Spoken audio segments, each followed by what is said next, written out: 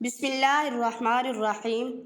ناظرین، حضرت محمد صلی اللہ علیہ وآلہ وسلم نے فرمایا، 5 لوگوں کو نیند نہیں آتی۔ وہ 5 لوگ کون سے ہیں؟ آئیے جانتے ہیں ایسے 5 لوگوں کے بارے میں جنہیں نیند نہیں آتی۔ نمبر 1، جو کسی کے قتل کا ارادہ کرتا ہو۔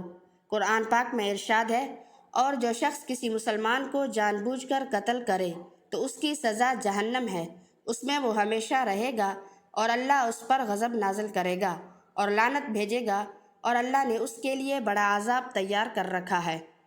اسی وجہ سے ہم نے بنی اسرائیل کو یہ پیغام لکھ دیا تھا کہ جو کوئی کسی کو قتل کرے، جبکہ یہ قتل نہ کسی اور جان کا بدلہ لینے کے لیے ہو اور نہ کسی کے زمین میں فساد پھیلانے کی وجہ سے ہو، تو یہ ایسا ہے جیسے اس نے تمام انسانوں کو قتل کر دیا، اور جو شخص کی جان بچا لے تو ایسا ہے جیسے اس نے تمام انسانوں کی جان بچا لی۔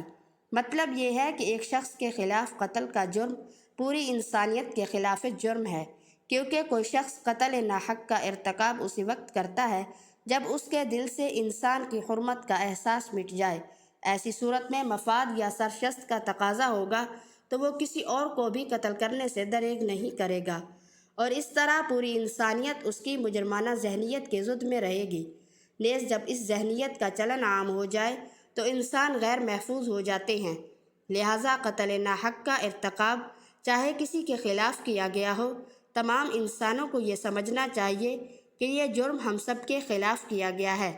نمبر 2، جس کے پاس مال و دولت ہو اور اسے کسی پر بھروسہ نہ ہو۔ تاریخ کے ہر دور میں ایک سے ایک بڑھ کر دولت مند کرۂ ارض پر نمودار ہوا، اور گردش ماہوں سال کے بعد مٹی کا ڈھیر بن گیا۔ اس کے باوجود انسان سمجھنے کے لیے تیار نہیں۔ دولت کے انبار پانے کے بعد صرف پیغمبر اور اولیاء ہی استقامت پر کھڑے نظر آئے، ورنہ زیادہ تر دولت نے انسان کا دماغ خراب کیا اور انسان غرور کا شکار ہوا۔ اور پھر یہی وہ مقام ہے جہاں پر اس کائنات کا اکلوتا وارث، خالق کائنات، حرکت میں آتا ہے، اور وہ پھر ذرا سی رسی کو کھینچ کر انسان کو نشان عبرت بنا دیتا ہے۔ اس کی سب سے بڑی عبرت انگیز مثال قارون کی ہے، جس کے خزانوں کی شہرت ضرب المثل بن چکی ہے۔ نمبر 3، وہ جس نے لوگوں سے جھوٹی باتیں کہی ہوں اور لوگوں پر جھوٹے الزام لگائے ہوں۔ حدیث شریف میں ہے کہ جھوٹے گواہ کے قدم ہٹنے بھی نہ پائیں گے کہ اللہ تعالیٰ اس کے لیے جہنم واجب کر دے گا۔ جس نے کسی انسان کو ذلیل کرنے کی غرض سے اس پر الزام عائد کیا تو اللہ تعالیٰ جہنم کے پل پر اسے روک لے گا، یہاں تک کہ اپنے کہنے کے مطابق عذاب پالے۔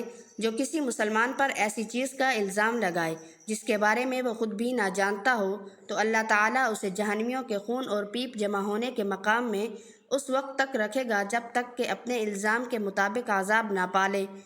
نمبر 4، جس کی ذمہ داری زیادہ ہو لیکن اس کے پاس دینے کے لیے کچھ نہ ہو۔